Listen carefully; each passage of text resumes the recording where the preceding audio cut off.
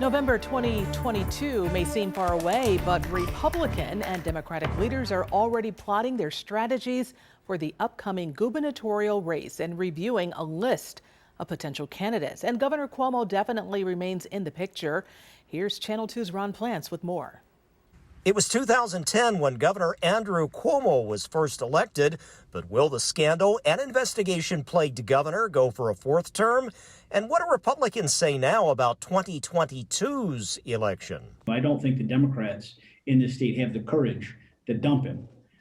They don't show it, at least. We are going to put forward an alternative agenda, a common sense agenda for New York, and a candidate for governor that can resonate downstate and upstate. It was 2006 since a Republican governor lived in this mansion, and now Democrats have complete control. Can they keep it that way? And how do they size up their potential opponents? We've got a pretty strong bench of candidates. If the governor chooses not to run, he's going to have to make that decision based on whether he feels he has the support or not.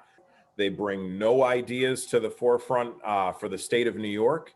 They're going to be playing for second place for all of the statewide elected offices next year because they are out of touch with New Yorkers. Despite the political barbs, the political reality is New York is a very deep blue state, and Democrats have an enrollment edge of over 3 million voters. Realistically, how can you compete when you've got that registration edge so far against you? It's an uphill battle. I mean, and that's why it hasn't succeeded in an awful long time. And that's why we're preparing so early. In fact, assembled Republican Party leaders heard last week from early favorites like Long Island Congressman Lee Zeldin and former candidates and county executives Mark Molinaro and Rob Astorino, with now a candidate preference survey for registered party members.